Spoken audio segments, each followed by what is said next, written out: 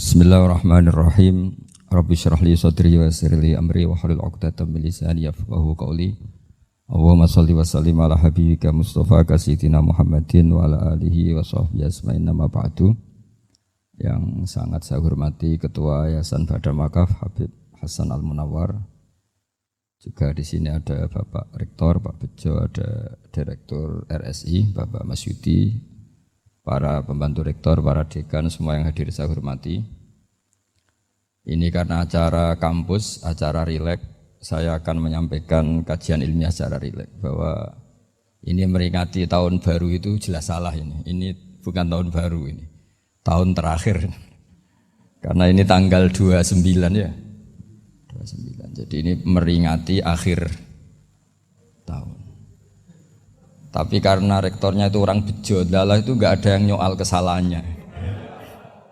Jadi ini orang pinter sama orang bejo itu hebat orang bejo. Saya ini orang pinter, maka tahu kalau ini itu akhir tahun, bukan awal tahun. Tapi saya ada orang bejo, pinter saya tidak terekspos, sehingga orang tetap saja bilang ini peringatan awal apa? Tahun. Jadi menang orang bejo gitu.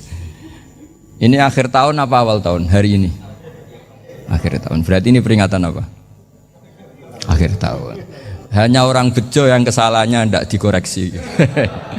Jadi ini alhamdulillah. Jadi ya tapi ini kesalahan yang tidak maksiat. Insya Allah dimaafkan Allah Subhanahu Wa Taala ini karena kesalahan itu ada dua. Ada kesalahan yang maksiat, ada kesalahan yang tidak maksiat. Saya punya komitmen terhadap agama ini. Baik tadi yang dikatakan Pak Rektor, ada unsur ulama, ada unsur habaib, ada unsur pengusaha, ada unsur birokrat.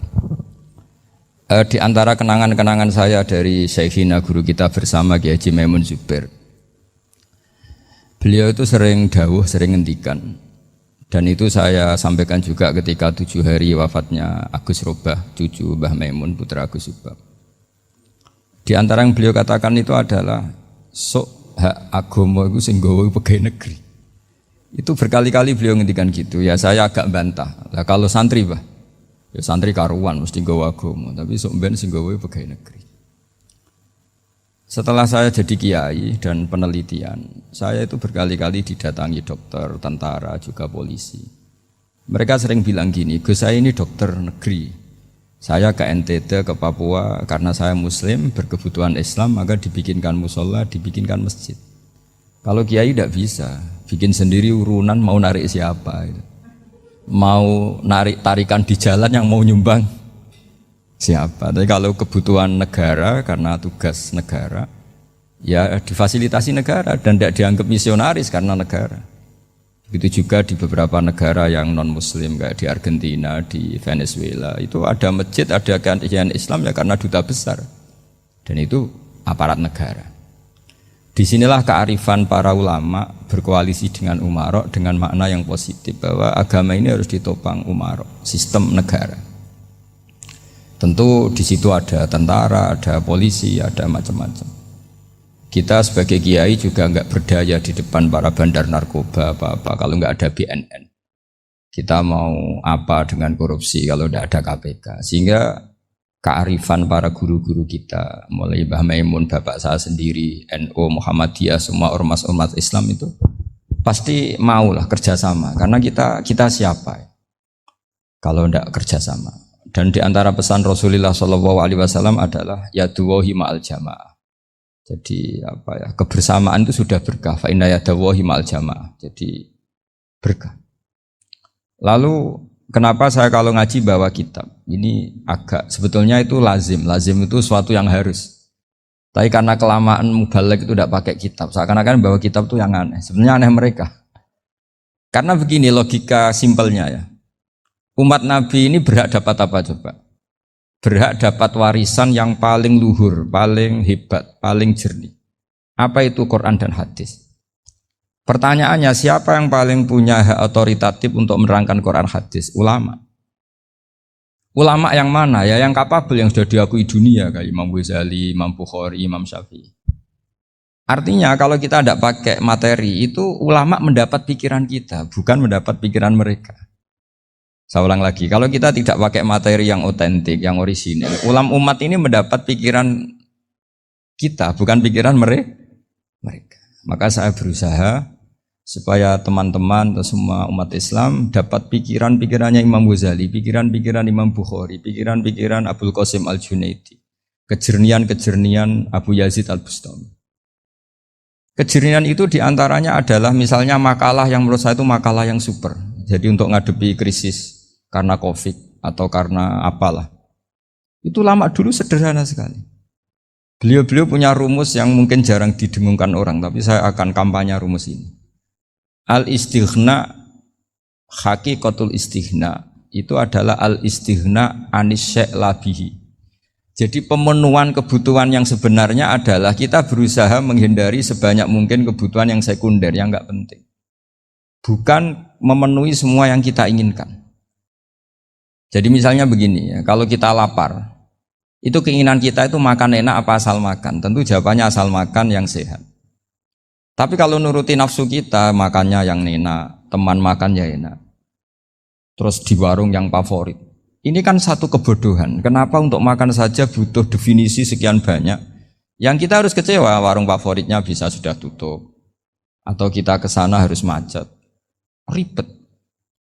Yang benar-benar arif dan bijaksana itu adalah al-istighna anisya. Sesuatu yang tidak mendesak itu jangan jadikan kebutuhan. Sehingga kalau kita puasa misalnya, semua makanan itu enak karena kita sangat lapar. Sehingga Abdul Qasim Al-Junaidi ketika ditanya, ma'idamu to'am, lauk makanan itu apa? Jawabannya lucu, alju, lapar. Kalau kamu lapar ya semuanya enak. Ini sudah mulai hilang. Kita bilang makan enak itu ya sate, ya gulai, ya pizza yang kita senang. Akhirnya apa? Untuk nikmati nikmatnya Allah itu kita jadi ribet. Apalagi yang orang-orang fasik harus ditemani perempuan yang tidak halal misalnya, atau harus ada ajudan, ribet. Nah pertanyaannya, orang yang ribet sama yang enggak ribet itu pinter mana? Pinter yang enggak ribet. Nah ini kearifan-kearifan yang mulai hilang. Lalu siapa yang bisa mewarisi itu? Ya ulama. Jadi ulama itu cara berpikir sebenarnya simple. Makanya mereka sering kalau tahajud itu, di antara makalah Sayyidina Ali paling terkenal dan yang menjadikan beliau punya derajat yang luar biasa itu adalah kafani izzan antakuna li robban wa kafani fakhran an akuna laka abdan. Ya Allah, saya ini sudah begitu mulia, begitu terhormat dan sangat-sangat terhormat karena yang menjadi Tuhan itu Engkau. Jadi rumus pertama itu karena menjadi Tuhan itu Engkau. Hanya Tuhan yang abadi, Tuhan yang pertama, hanya Tuhan yang al-awwal.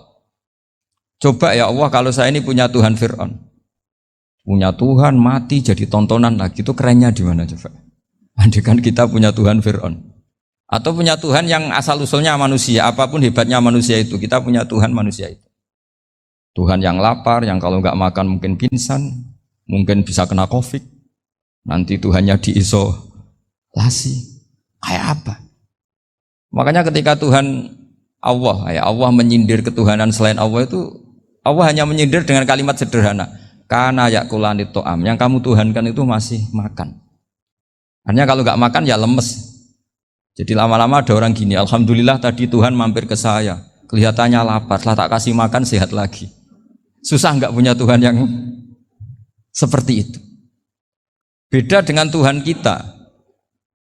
Tuhan yang nggak butuh makan, nggak butuh minum, al-qayyum, zat yang berdiri sendiri tanpa butuh yang lain. Al-awwal, sebelum ada langit bumi sudah ada Tuhan kita yaitu Allah. Bandingkan dengan Tuhan-Tuhan yang dipertuhan yang lain, yang adanya setelah bumi, misalnya Fir'aun dan sebagainya. Sehingga Sayyidina Ali pertama jadi kebanggaan apa? Kafani izzan antakuna li robban. Saya ini keren betul, karena punya Tuhan yaitu Engkau. Tuhan yang lahul asma'ul husna, Tuhan yang semuanya punya kebaikan, punya keabadian, punya keagungan. Terus wa kafani fakhron an akuna laka abdan, dan saya bangga sekali karena saya menjadi hambamu. Kalau saya jadi hambanya Pak Rektor ribet kan?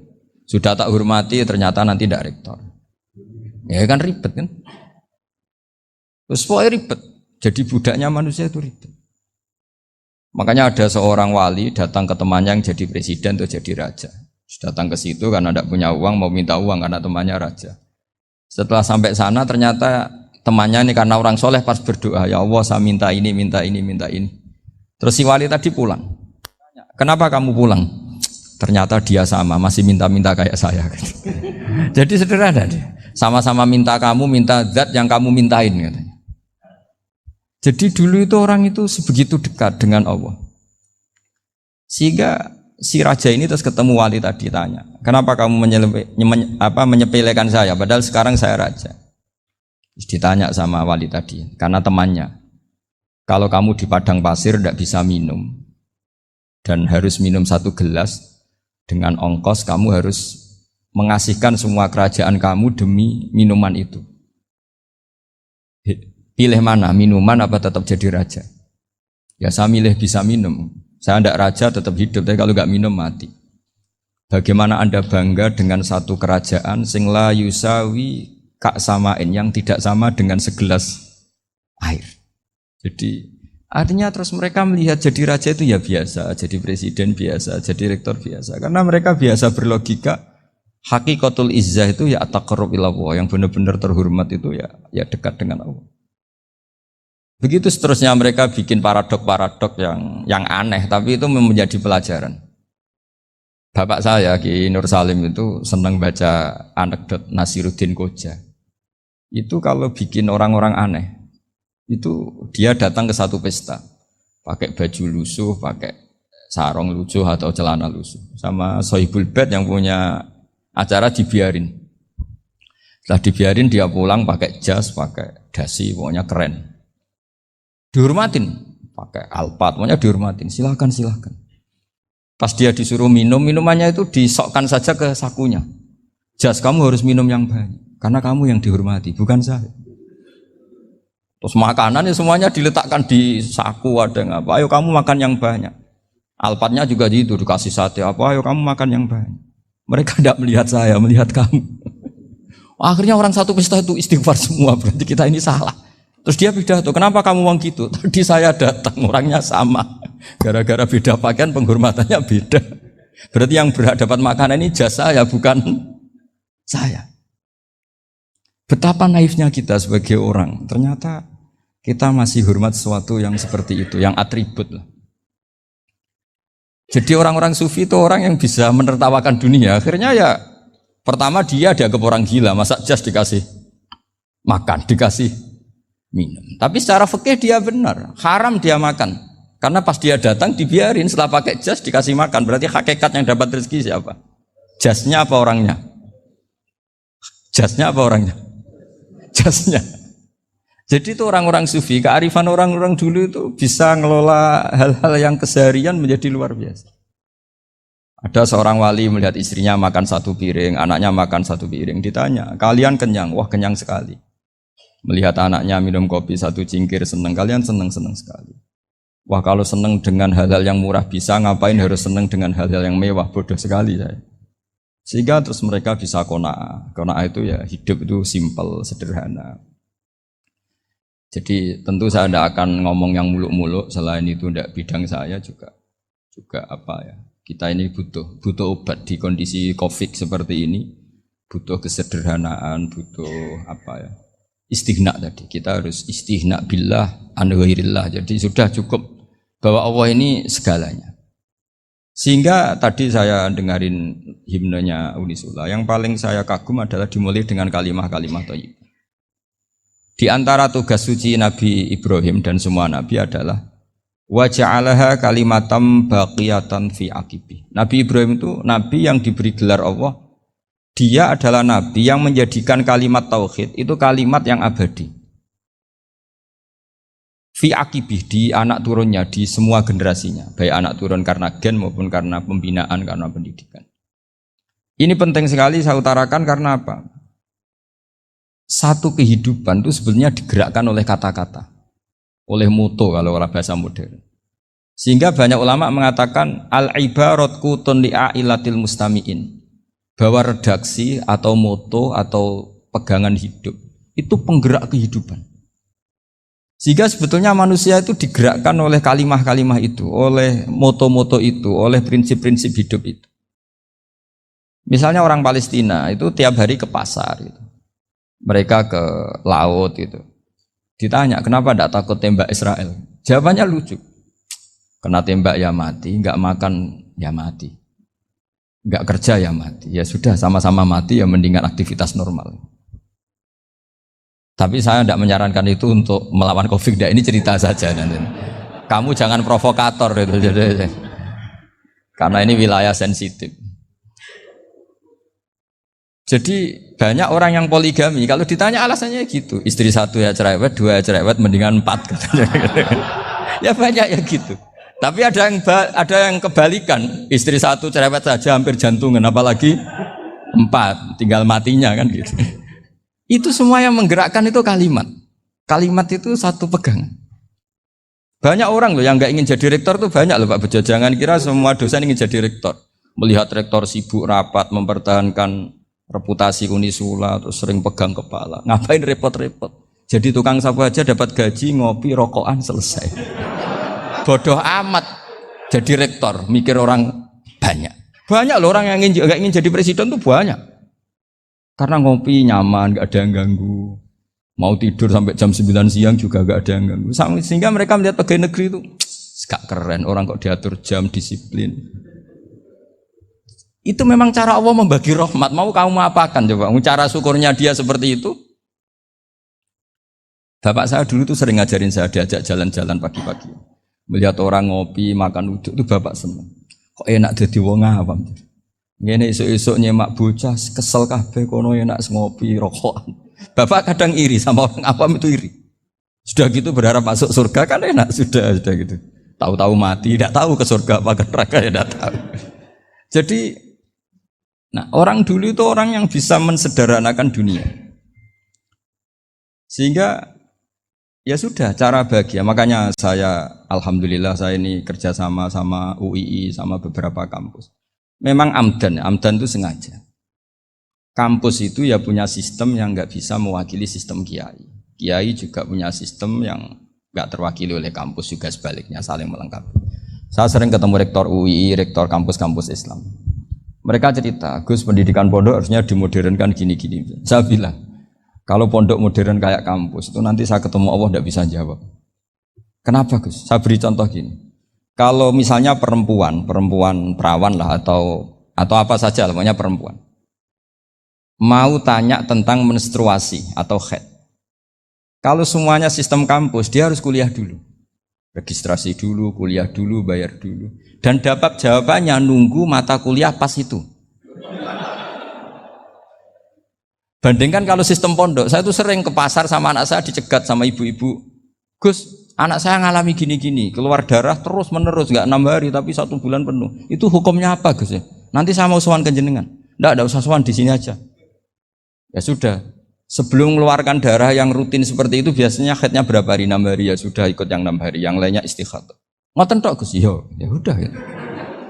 Begitu terus di masalah udhiyah. Ya coba kalau semuanya pakai sistem kampus, daftar dulu, bayar dulu. Jadi ini nggak ada jawabannya, nunggu mata kuliah itu baru dapat jawaban. Itu biasa nggak sholat bertahun-tahun karena belum ada jawaban tentang itu. Nah itu kalau misalnya orang mati, tahunya cara memulasara jenazah itu nunggu kuliah dulu, pas mata pelajaran itu dulu, baru menangani orang mati. Berarti orang mati itu tergeledak semua. Tapi kalau kiai kan enggak. Kesini orang mati terbakar, kalau dimandiin malah badannya copot-copot, itu gimana hukumnya? Ini ada orang mati Gus Kendat, ini disolati apa enggak? Ada orang mati oplosan ya, itu disolati enggak? So sering ditanya gitu. Enggak usah registrasi Pak Rektor. Enggak usah registrasi, enggak usah daftar, enggak usah seminar. Makanya kalau orang kampus wani kiai itu ya kualat tenan itu, karena ini yang on time.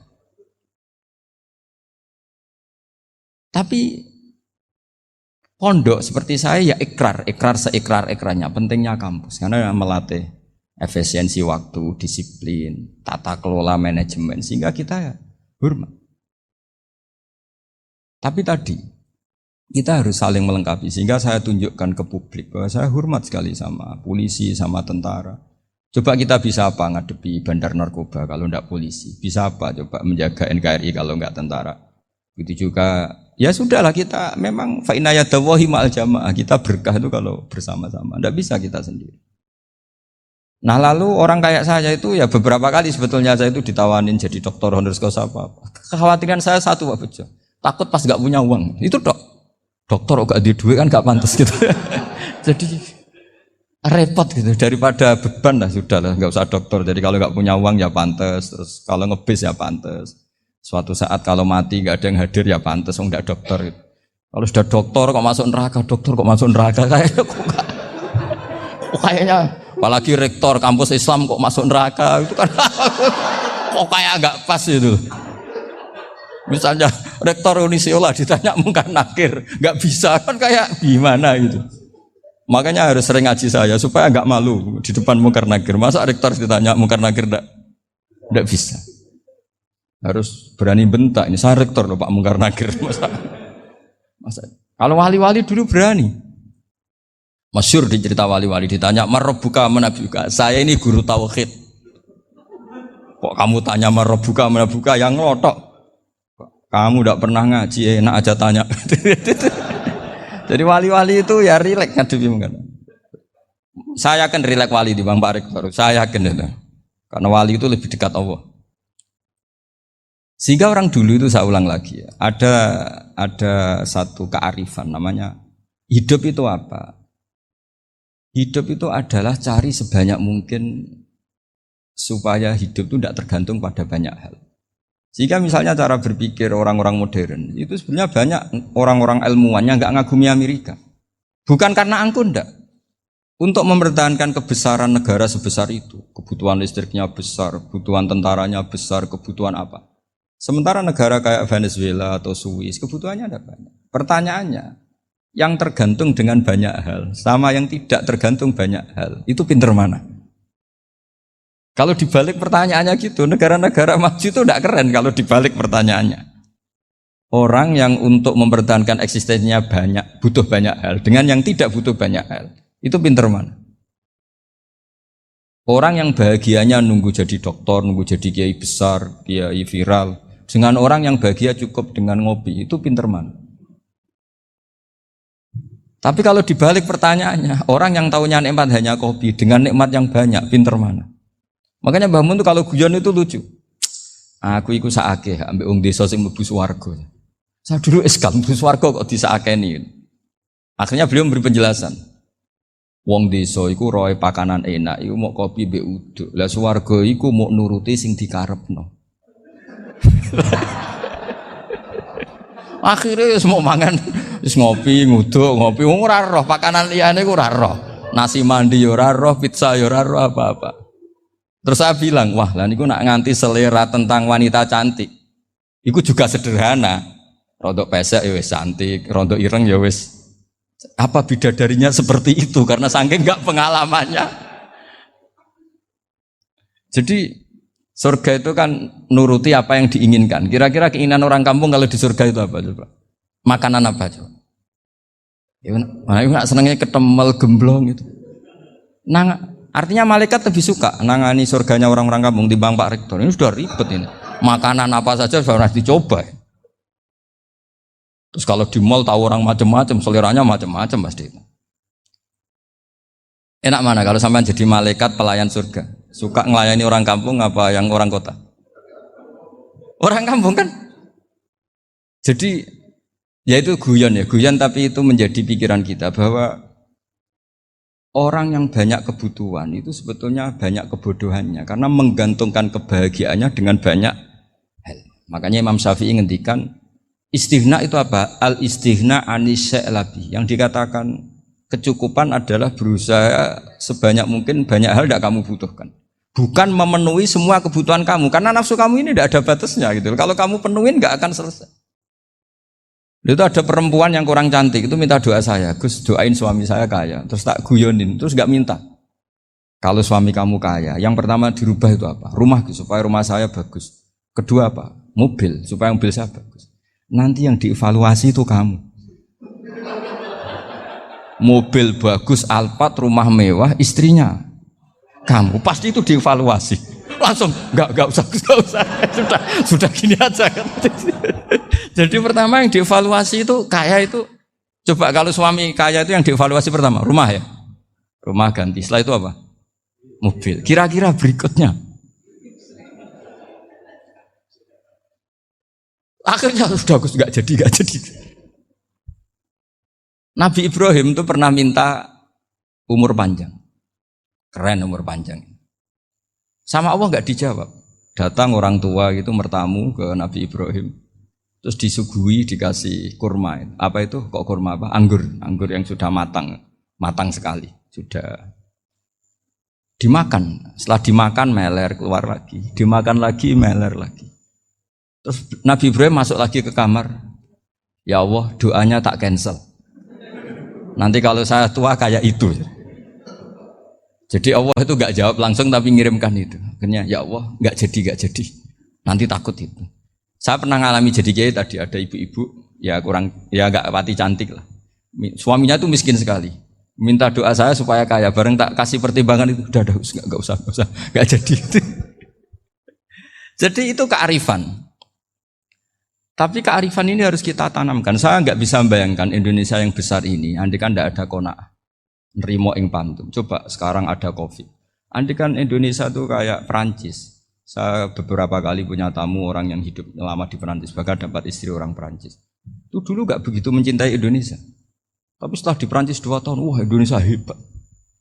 Di Perancis itu kata dia kalau cerita, semua kebutuhan masyarakat itu dibebankan ke negara. Apa saja minta negara, apa saja nyoal negara. Sementara Indonesia, coba kalau Indonesia mengalami seperti ini kok tidak ada qanaah rimo ing pantum, bisa kios Indonesia.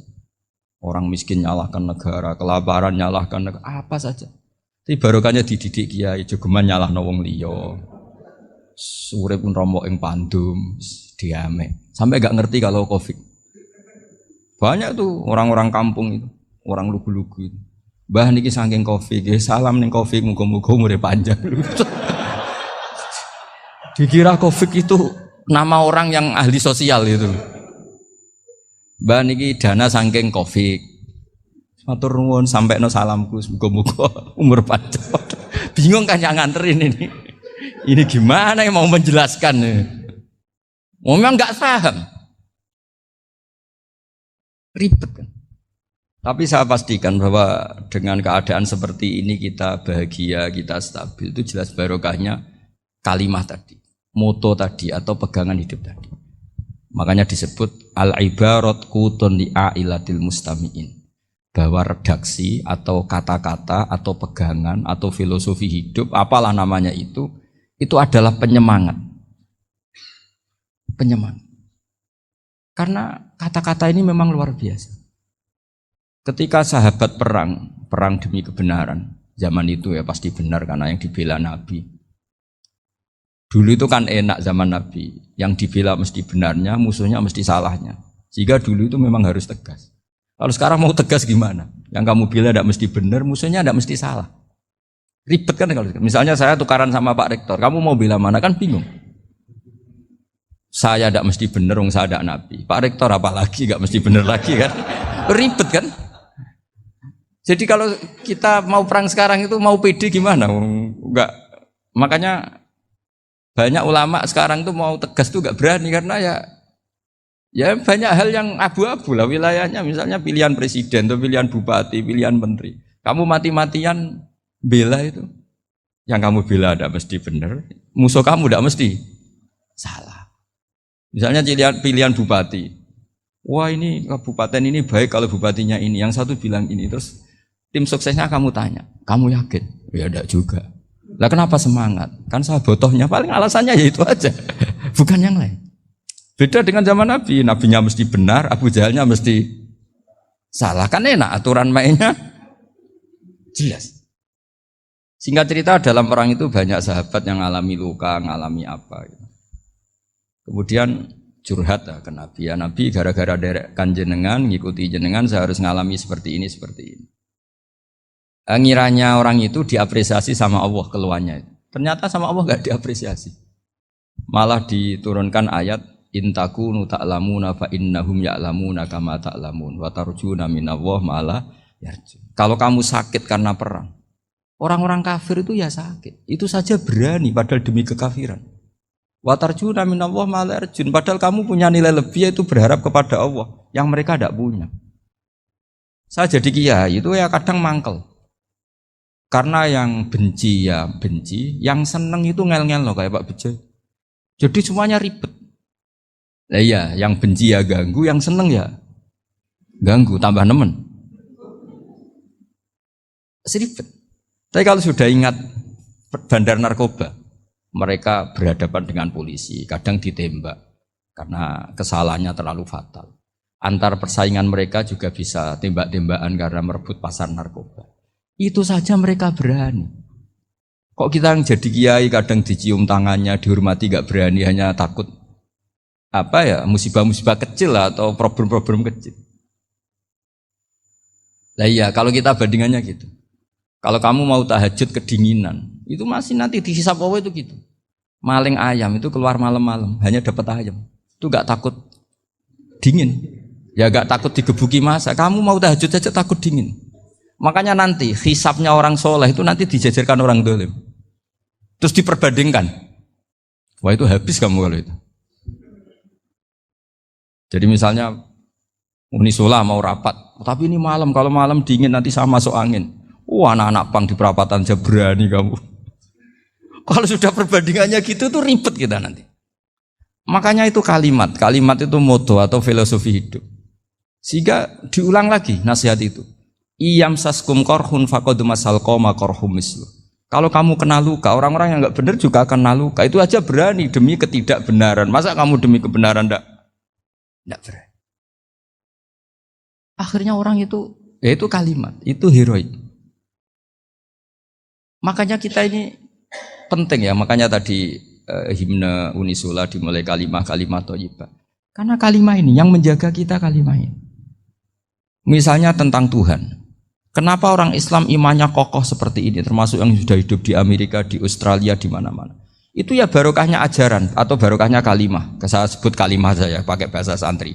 Karena la ilaha illallah itu dalam tradisi santri disebut kalimatu haqqin alaiha nahya wa alaiha namut wa alaiha nub'ats. Ada yang riwayat wa biha nub'ats insyaallah taala minal aminin.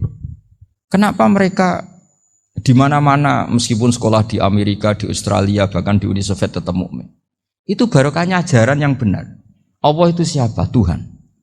Tuhan itu sifat dasarnya apa? Awal. Dia harus wujud awal sebelum makhluk yang lain. Sehingga ketika ada negara yang maju, yang tertib, manajemennya tertib, masyarakatnya makmur, tapi punya Tuhan yang tidak seperti itu, tidak awal, itu sudah gak nyaman.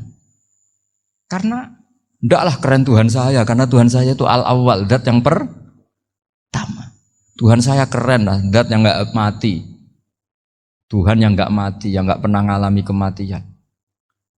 Sehingga tontonan atau yang dilihat kenikmatan-kenikmatan yang lain ini tidak mengubah dia pendirian tentang Tuhan. Karena mantapnya satu kalimat tadi bahwa Tuhan itu ya harus satu, harus awal, harus tidak mati, tidak rusak, tidak mengalami apa-apa yang membahayakan. Sehingga ketika ditawarin Tuhan yang lain meskipun menjanjikan secara finansial atau kemakmuran, mereka gak tertarik. Itu coba, itu barokahnya makmur apa barokahnya ajaran? Barokahnya ajaran. Sering negara Islam itu kalah makmur dengan mereka, tapi barokahnya ajaran ini tetap apa? Tetap Islam. Makanya Nabi Ibrahim, Nabi yang sukses bikin wa ja'alaha kalimatam baqiyatan fi aqibi. Sehingga kita ini bekti sama orang tua misalnya, itu ya karena ajaran. Suwargamu itu karek wong tuamu. Nak wong tuamu ridho, Allah ridho. Nak ora ridho, Allah ora ridho. Ridho wa fi ridhol walidain wa sakhatu wa sukhtu wa fi sakhatil. Sehingga ketika ada orang tua yang agak brengsek gitu, anak-anak tetap hormat. Punya orang tua yang miskin, yang sudah miskin, tukang tombok nomor, banyak kan di kampung gitu. Ya tetap hormat. Coba kalau dari awal kita ngajari orang tua kamu hormati ya, kalau baik, kalau enggak usah. Bisa geger Indonesia. Tapi barokahnya ajaran-ajaran itu Indonesia tertib karena ada ajaran. Nah ini di sini pesantren dan Unisula semua harus berkontribusi membuat ajaran yang benar itu adalah ciri utama Islam. Sehingga Islam ini dimulai dengan ajaran kalimatu haqqin alaiha nahya wa alaiha namut. Sehingga kita tenang seperti ini. Saya ini termasuk kiai yang tenang. Meskipun kata orang banyak saya ini kiai besar, tapi termasuk kiai yang paling tenang. Termasuk yang paling tenang. Karena saya ini pakai mazhab orang-orang hebat. Saya berkali-kali cerita, orang kayak Imam Syafi'i itu orang yang luar biasa. Saya berkali-kali cerita. Orang yang tadi nyium tangan kamu ya Imam Syafi'i, di belakang tuh ngerasani kamu, menghujat kamu. Jawabannya enak saja. Berarti saya alhamdulillah orang yang wibawa. Buktinya di depan saya nggak berani.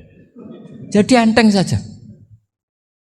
Diceritain sebagian kampung, sebagian separuh dari warga kamu itu nggak suka kamu. Ya bagus lah nggak suka saya, nggak akan utang duit saya. Di mana-mana orang utang tuh karena teman dekat. Kalau nggak seneng pasti minimal nggak utang, nggak pinjam mobil, nggak pinjam apa. Berkah mana yang seneng sama yang gede. Jadi dianggap enteng saja. Semua yang dialamin dianggap enteng saja. Misalnya punya istri pemarah, ya baguslah marahin suami. Kalau marahin tonggo malah ribet. Jadi kamu harus terima kasih kalau dimarahin istri. Baguslah marahin saya mah, kalau marahin tonggo ribet. Jadi enteng saja. Tapi kita sekarang tuh karena nafsu ya, sehingga menghadapi hidup ini ribet. Ulama dulu kalau mau mati itu senengnya bukan main. Sudah lama saya ini ingin gak maksiat. Kayaknya gak maksiat paling efektif itu mati. Ya tidak apa-apa Gusti, kalau sebaiknya mati ya mati aja. Enteng saja. Jadi melihat kematian itu akhir dari segala keburukan atau potensi keburukan. Apapun baik kita sekarang, suatu saat mungkin kita gak baik. Yang bisa menghentikan ketidakbaikan atau potensi ketidakbaikan itu apa coba? Mati kan? Berarti mati itu mengerikan apa menyenangkan? Mesti kamu tidak berani menjawab. Meskipun secara ilmu kamu berani, tapi secara rasa agak berani kan? Saya ulang lagi ya, yang bisa menghentikan keburukan atau potensi keburukan itu apa coba? Apa? Kematian. Berarti kematian itu menyenangkan atau menyusahkan? Apapun kamu tidak berani jawab karena kamu agak-agak duniawi itu kelihatannya. Tapi secara ilmu, kamu tahu kan kalau mati itu tidak buruk-buruk banget. Karena apa? Itu akhir dari segala keburukan. Sehingga Nabi ngajarkan kalimat itu begitu luar biasa. Allahumma ahyini makanatil hayatu khairan li wa tawaffani makanatil wafatu khairan li. Nabi melihat dunia itu begitu indah. Ya Allah, kalau saya ini hidup, anggap saja hidup ini ziyadatan li fi kulli khairin, menjadi modal saya menambah segala kebaikan. Jika suatu saat saya mati, anggap mawon rohatan li min kulli syarrin, itu akhir dari segala keburukan saya. Sehingga mati hidup ya baik karena di situ kita bisa berkontribusi beramal soleh. Mati juga baik karena mengakhiri segala keburukan. Nabi nate ngendikan lagi, ajaban li amril mu'mini inna amrahu kullahu khair. Orang mukmin itu mengagumkan, semuanya baik. In asobathu na'ma syakara fakana khairan lah. Kalau baru dapat nikmat dia syukur, maka itu baik. Wa in asobatu dharra sabara, kalau dapat masalah mereka sabar, itu juga baik. Sehingga orang mukmin dua sisinya pasti baik. Itu juga kalimat, maksudnya moto atau pegangan hidup. Nah berikut ini saya beri contoh, ini kenangan saya, ini contoh terakhir. Masalah jadi orang terkenal maupun tidak. Di sini dicontohkan Imam Ghazali di halaman 367 di kitab saya 367. Juznya 3 di kitab Ihya Ulumuddin. Di sini beliau cerita betapa untuk menjaga ikhlas sebaiknya orang itu tidak terkenal, tidak syuhrah, tidak terkenal. Oke, itu kita sepakat ya, karena kalau terkenal mungkin orang dipaksa publik dengan tanda kutip untuk selalu berbuat baik, tapi karena jaim lah, jaga image atau apa. Tapi ketika dibalik pertanyaannya, kamu rela yang terkenal itu orang nggak benar, sementara yang orang benar itu nggak terkenal. Lalu masyarakat taunya yang tidak benar. Kalau pertanyaannya dibalik gitu, orang baik wajib terkenal enggak? Kalau pertanyaannya dibalik seperti itu, dokter yang benar tidak terkenal, yang malpraktek terkenal. Kamu ingin kondisi seperti itu? Nggak ingin kan? Kampus yang bagus nggak terkenal, kampus yang bagus nggak terkenal, yang nggak bagus. Nah, Artinya apa? Gara-gara olah kata, olah pikiran, ini logika jadi rubah. Lagi-lagi apa? Jawaban itu ada di kata-kata sebetulnya. Makanya bab-bab seperti ini tidak usahlah kita berdebat, berpolemik. Sebaiknya orang itu humul, menutup diri. Apa sebaiknya orang terkenal, itu nggak perlu seperti itu. Sudah terserah Tuhan saja. Makanya saya mulai dulu ngaji sampai sekarang itu ya tidak punya punya ikon tertentu atau punya website tertentu, enggak. Sudah terserah pangeran. Saya juga tidak sok suci materialistik atau enggak, ya enggak mikir saya. Bukan apa-apa ya, karena saya ini kiai, jadi biasa urusannya sama Allah, tidak sama makhluk. Jadi pusing kalau sama sarah-sarahnya makhluk itu pusing. Meskipun rektor kalau nasihati saya pasti tidak saya terima, itu tetap makhluk, itu sudah ada ngefek kalau saya itu sudah ada itu. Bukan karena saya sombong, ya memang makhluk betul gitu, bukan. Cuma nasibnya bejo aja, tapi makhluk tetap makhluk. Saya beri contoh ya. Ini makalah yang ditulis Imam Ghazali. Ya, i'lam aslahaka Allah anna aslal jah wa intisarus sayyid atau sayyidi wal istihar. Wa huwa mazmum itu.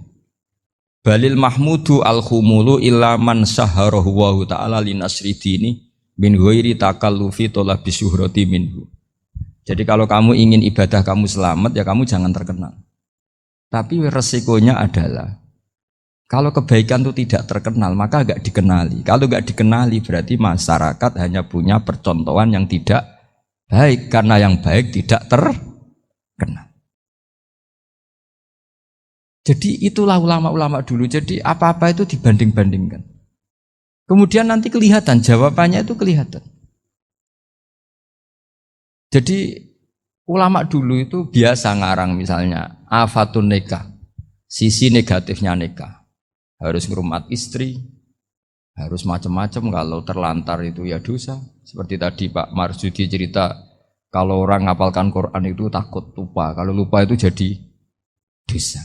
Pertanyaannya, kalau semua orang takut lupa, takut dosa, semua orang nggak hafal Quran karena potongan-potongan lupa.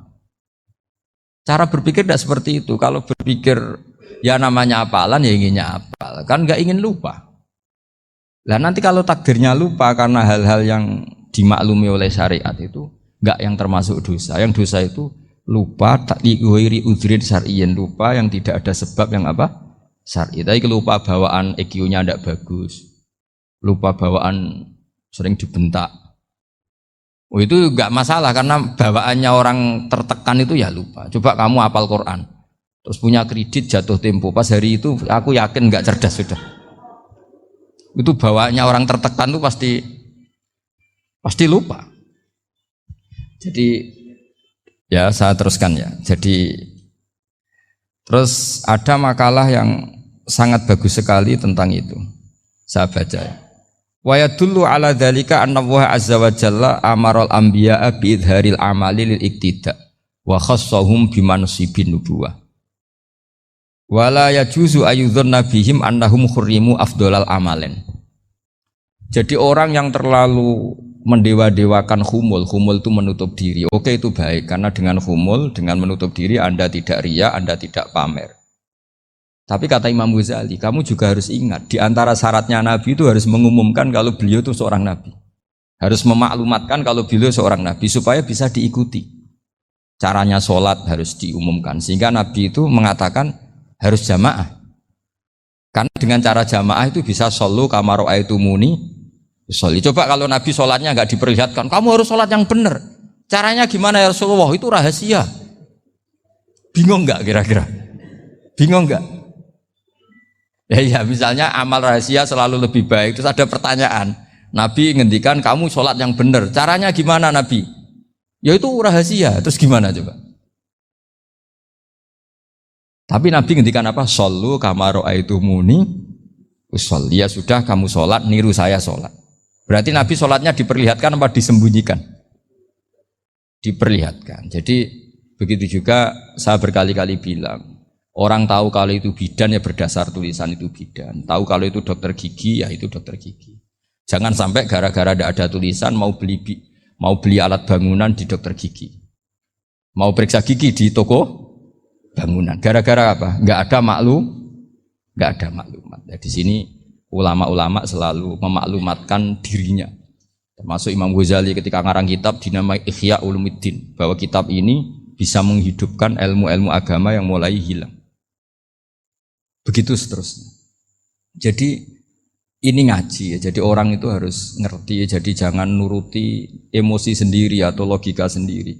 Bahwa saya suka humul, ya monggo, agama Islam menyediakan sarana itu. Uzlah itu ya punya sisi kebaikannya sendiri. Tapi syuhrah terkenal asal tidak nuruti nafsu juga punya sisi kebaikannya sendiri. Setidaknya umat ini punya satu master kebaikan yang mudah diakses. Tapi tadi saya ulang lagi, jangan karena hadun nafsi, jangan karena kepentingan pribadi. Makanya di sini disebutkan wa yadullu ala dzalika ay ala syuhrah anna wa ta'ala amarul anbiya bi dzaril amal lil iktida. Allah selalu memerintahkan para nabi kalau ngamal kebaikan ya harus dimunculkan supaya bisa ditiru. Yaitu tadi kita tidak bisa bayangkan kan kalau misalnya Nabi menyuruh kamu harus sholat yang benar, kemudian sholatnya Nabi sembunyi. Kalau ditanya, Nabi saya niru siapa? Wah itu rahasia, kamu nggak boleh lihat sholat saya, saat takut tidak ikhlas. Ribet kan? Sehingga jamaah itu statusnya tetap harus. Nah bedanya harus ini ulama berpendapat harus yang apa? Fardu kifayah. Tapi fardu itu maknanya harus. Tapi bukan berarti kalau nggak jamaah sholatnya nggak sah, nggak. Tapi statusnya jamaah itu tetap apa? Nah barokahnya harus ini orang yang baru sholat, sholatnya langsung benar karena ada yang diikutin. Coba kalau mantan dukun baru sholat terus sholat sendiri, itu mesti mirip mantra. Karena dia tidak ada master percontohannya. Tapi barokahnya ada master, orang paling bodoh pun kalau sholat ya benar. Karena standar ada komandonya, ada imamnya. Sehingga Imam Ahmad malah berpikir keras.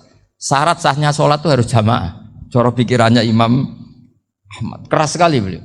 Jika kalau orang sholat sendiri kok ada orang lain yang maunya berjamaah harus bayar, orang itu harus bayar demi sahnya sholat. Itu madzhabnya Imam Ahmad. Tapi kalau madzhab Syafi'i hanya mengatakan itu fardu kifayah, yang kalau satu komunitas gak mau melakukan semuanya apa? Bisa. Ya jadi ini sebelum sesi ringan tanya jawab, hanya 2 saja tanyanya, nggak boleh banyak-banyak, nanti nggak pulang-pulang saya.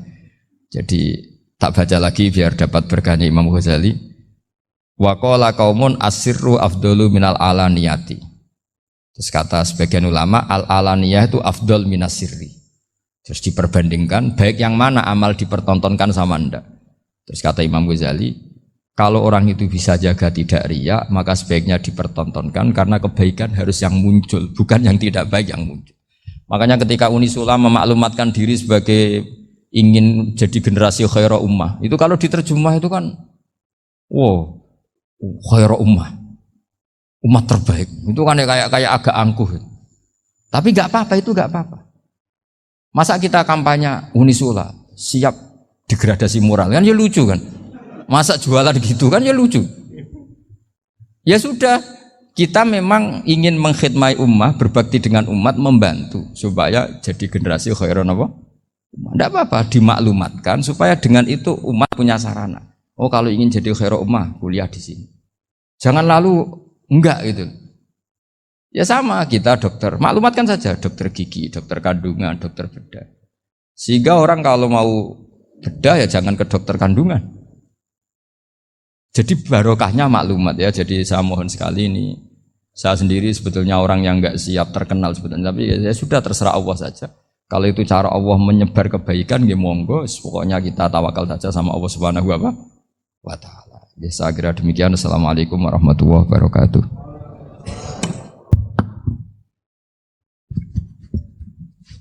Matur suwun, Gus. Alhamdulillah. Sesi tanya jawab, Gus. 2 ya, ini ada dari Yogi Banjarmasin, satu tipe dengan Ahmad Banyuwangi, satu tipe dengan Rizka Pekanbaru.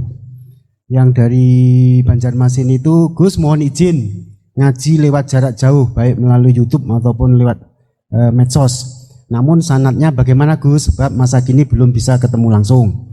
Terus Rizka Pekanbaru ini trik mendidik akidah anak sejak dini, pripun?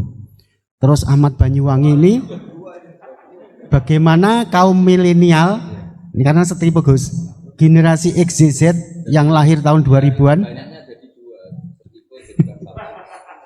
Bagaimana membuat menarik belajar tasawuf bagi generasi anak-anak. Nah sih, nggih, ngomong niku. Tapi setunggal tipe niki tasawuf. Bagaimana belajar tasawuf untuk generasi-generasi yang cik nom-nom niku. Terus satu itu tipe dengan mendidik anak. Kemudian yang nomor 2 mohon izin ngaji jarak jauh. Sanatnya pripun? Karena belum bisa ketemu.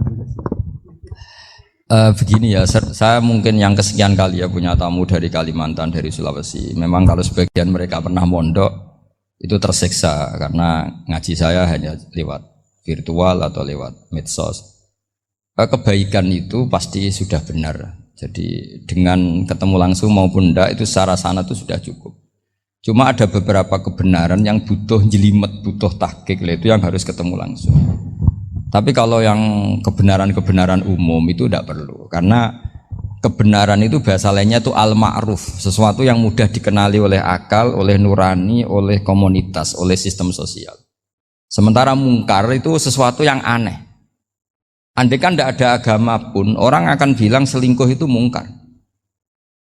Andai kan tidak ada agama pun, sesuatu milik siapa harus jelas.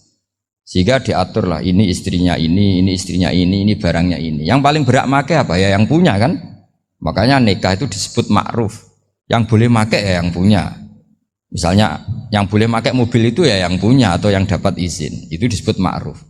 Lalu yang nggak punya kok make, itu namanya mungkar. Ya aneh, nggak punya kok make tanpa izin. Sehingga kebaikan-kebaikan seperti ini nggak butuh sanad karena semua orang pasti kenal. Makanya disebut kebaikan itu al-ma'ruf. Kemungkaran disebut mungkar. Jadi ma'ruf maknanya arafahul aklu. Akal ini mudah menerima. Mungkar maknanya angkarohul aklu. Akal ini menjadi aneh. Kan nggak mungkin lah orang yang waras mau ini ada minuman, kalau kamu minum hilang kesadaran, minuman ini halal, itu aneh nggak? Aneh kan? Tapi kalau kebalikannya ini minuman manfaat untuk stamina, manfaat untuk kesehatan, maka ini halal. Nah agama itu datang dengan sesuatu yang ma'ruf dan menolak sesuatu yang mungkar. Nah kebaikan-kebaikan seperti ini itu Pak Rektor nggak perlu sanad karena itu sudah lazim, sudah keniscayaan. Lalu ada kebenaran yang butuh detail. Misalnya begini, wali nikah itu siapa? Wali nikah itu adalah bapaknya dan mbahnya misalnya. Nah kalimat dan mbahnya ini salah kalau dalam fikih Islam. Karena mbah dalam bahasa Jawa itu bisa mbah dari ibu. Sementara dalam otoritas Islam nggak memberikan hak ke mbah dari ibu. Seperti ini nggak boleh terus misalnya orang Kalimantan nikahkan putrinya dinikahkan oleh mbah dari ibunya hanya karena berdasar fatwa oh kemarin Gus Bah atau Kiai siapa dawuh wali itu kalau nggak bapak ya mbah wong ini mbahnya. Nah itu butuh detail. Yang dimaksud mbah di bab wali adalah abul ab, bapaknya bapak, bukan sekedar mbah. Nah hal-hal seperti itu mohon sekali untuk tidak kesusu atau tidak tergesa ngambil kesimpulan karena itu butuh fikih yang apa? Detail. Ya butuh fikih yang apa? Detail. Padahal istilahnya sama, wali itu bapak dan mbah. Sehingga dalam kitab-kitab matan misalnya kalau ada fa'ahakul auliya bitazwid abun summa jaddun itu pasti sama sarah dikritik. Al aula ayyakula abul ab, seharusnya jangan dikatakan mbah karena kalau mbah memasukkan dari ibu. Yang benar adalah abun fa'abul ab, bapaknya bapak. Nah, jadi kira-kira gitu Pak Rektor. Ganti anjenengan yang menjelaskan ini. Yang kedua, kalian bagaimana mendidik bijak dan tasawuf bagi generasi-generasi milenial ini. Ya kayak tadi tasawuf maupun tauhid maupun ilmu moral apapun itu mudah sekali dididik. Ciri utama agama ini itu ad-dinu yusrun. Agama itu mudah. Mudah itu artinya ya nurani nerima ya gampang, akal ya gampang, komunitas ya nerima gampang. Kayak tadi penjelasan saya tentang Tuhan. Ada orang miskin dari Indonesia, misalnya kuliah di Amerika. Dia mulai kecil tahu yang seharusnya jadi Tuhan itu siapa. Ya yang menciptakan langit bumi, sebaiknya yang jadi Tuhan itu siapa? Ya yang wujudnya paling awal. Kemudian dikasih alternatif Tuhan yang wujudnya ada tanggalnya.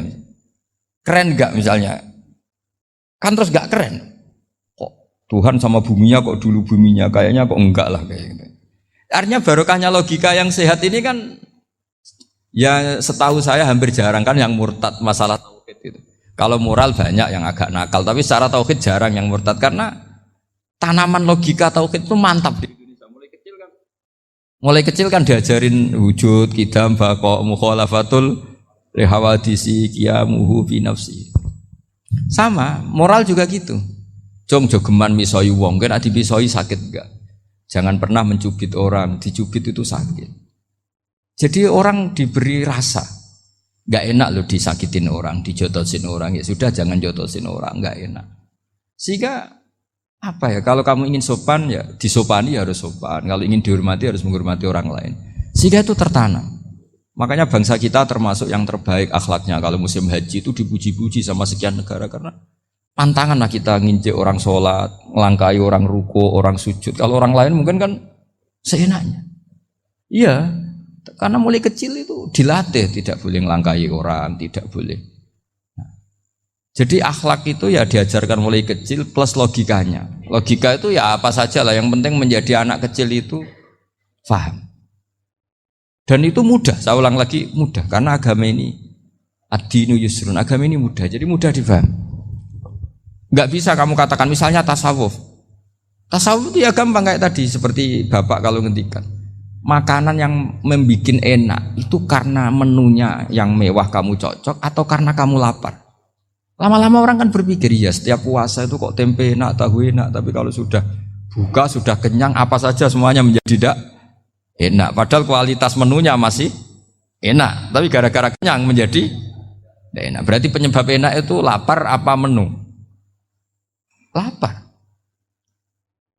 Jadi apa ya, kearifan-kearifan ini loh yang menjadikan luar biasa. Makanya tadi ada kalimat yang benar, wa ja'alaha kalimatam baqiyatan fi aqibi. Jadi Ibrahim adalah nabi yang sukses menanamkan filosofi kebenaran ke anak cucu. Dah, yang terakhir, dah. Ini Siti Mutmainah dari Undip. Ya. Maunya bergabung tapi karena terbatas, mohon izin Gus mengingat mati kebaikannya nopo untuk keluarga maupun pemimpin. Wah, ya bagus lah kalau itu. Kalau di kitab-kitab yang saya baca, ingat mati itu tidak selalu baik, juga tidak selalu buruk. Malah kalau menurut Sayyid Abdul Al-Haddad, khusus yang para pelajar yang mencari ilmu itu nggak baik ibadahnya ingat mati, karena dia harus dinamis, harus mobil. Kalau ingat mati kan terus lemes. Tapi kalau untuk pejabat harus ingat mati, kalau enggak korupsi terus itu. Harus ingat mati. Jadi kalau manfaat bagi keluarga begini ya, saya merasakan ini. Tanya anak saya itu baru tamat aliyah kemarin. Yang satu barusan mondok sarang baru 2 bulan atau 1 bulan. Itu saya kalau bilang ke anak-anak gini, kamu ketemu saya itu harus spesial. Bisa saja bapak besok itu meninggal. Jadi semua hari itu spesial. Karena jangan-jangan ini kenangan terakhir. Nabi itu kalau ngajari orang supaya sholat khusyuk, sholli ka'annaha sholatu muwaddi'in. Kamu sholat seakan-akan itu sholat terakhir kamu. Oh itu mesti serius. Kamu ketemu istri seakan-akan terakhir pertemuan, kayak mau pergi ke New Zealand atau ke Amerika aja, malam itu spesial karena besok istri saya pergi. Bayangkan kalau itu terakhir mau mati, sampai ngamuk serasido lah kan gitu. Jadi hikmah ingat mati itu makanya Nabi diantara riwayat ya, meskipun riwayat ini diperdebatkan, tapi jelas ini satu petua yang baik. Wa'mal li akhiratika ka'annaka tamutuhud, dan kamu beramal untuk akhiratmu seakan-akan besok itu mati. Maka sholat kita akan spesial, hidup kita akan spesial karena kenangan kita terbaik ya sekarang, besok sudah mati. Sehingga anak-anak saya itu sama saya itu senang sekali. Saya juga sama anak-anak sendiri. Karena kesempatan ini tidak selalu ada. Jadi tapi ada kalimat untuknya wa'mal lidunyaka i'mal lidunyaka ka'annaka ta'isu abadan. Untuk duniawi kamu seakan-akan hidup selamanya. Itu maksudnya itu rileks saja. Misalnya hari ini urusan enggak selesai, besok masih ada hidup. Enggak selesai, besok masih hidup, sehingga rileks. Tapi kalau urusan akhirat harus selesai sekarang karena besok sudah mati. Jadi ingat mati itu positifnya ya tadi, semuanya akan indah. Coba orang yang mau meninggalkan Indonesia, misalnya nyuwun sewu LSM yang biasa demo atau mahasiswa yang biasa demo, terus tawarin, besok kamu kuliah di Rusia. Itu warung apa saja kenangannya baik semua, karena mau meninggalkan Indonesia. Tapi kalau tahu gak meninggalkan Indonesia, demo terus. Orang-orang sering demo, tawarin ke luar negeri, kira-kira mau nggak? Pasti lebih suka apa? Indonesia. Orang paling miskin yang ngeluh terus di dunia ngeluh gak pernah nikmat, tawarin mati, mau nggak? Nggak mau kan? Ya, jadi untuk supaya hidup ini nikmat, semuanya itu anggap kenangan terbaik Anda, dan itu bisa saja kenangan terakhir. Makanya resepnya Nabi supaya sholat khusyuk apa? Sholli sholatam wadiin, kamu sholat ka'anha sholatum wadiin, seakan-akan itu sholat apa? Terakhir, sehingga terus kita nyaman, kita apa? Dan kita nganggap ini sholat yang terakhir. Nanti ternyata masih lagi. Ya sudah, itu sholat yang terakhir lagi. Sehingga semuanya apa? Spesial. Ya gitu Pak Rektor.